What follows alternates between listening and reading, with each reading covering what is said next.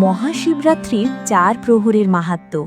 ফাল্গুন মাসের কৃষ্ণপক্ষের চতুর্দশীর সেই গভীর রাত্রি, যা পরিচিত মহাশিবরাত্রি নামে। পুরাণে বলা হয় এই রাত্রি ভগবান শিবের সবচেয়ে প্রিয় সময়। এই এক রাতেই ভক্তরা ৪ প্রহরে শিবের পূজা করে জীবনের অন্ধকার দূর করতে পারেন। কথিত আছে একসময় এক ব্যাধ অর্থাৎ শিকারী জঙ্গলে শিকার করতে গিয়ে পথ হারিয়ে ফেলল। রাত নেমে এলো। ভয়ে সে একটি বেল গাছের উপর উঠে বসে রইল। গাছের নিচে ছিল একটি শিবলিঙ্গ, কিন্তু সে তা জানত না। জেগে থাকার জন্য সে গাছের পাতা ছিঁড়ে নিচে ফেলতে লাগলো। সেই বেলপাতা একে একে শিবলিঙ্গের উপর পড়তে লাগলো। অজান্তেই শুরু হলো তার শিব পূজা। প্রথম প্রহর, ব্যাধ সারা রাত জেগে থাকার সংকল্প করল।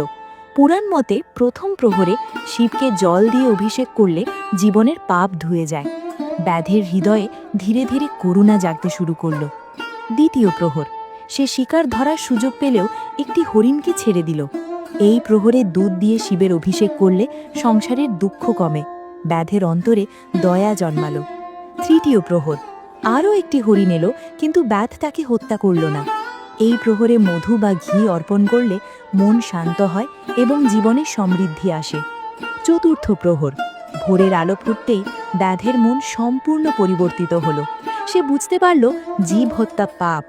এই প্রহরে শিবের আরাধনা করলে মোক্ষ লাভ হয়। ভোরবেলা শিব নিজে প্রকাশ পেলেন এবং ব্যাধকে আশীর্বাদ করলেন। তার অজান্তে করা উপবাস, জাগরণ ও বেলপত্র অর্পণই তাকে মুক্তির পথ দেখালো।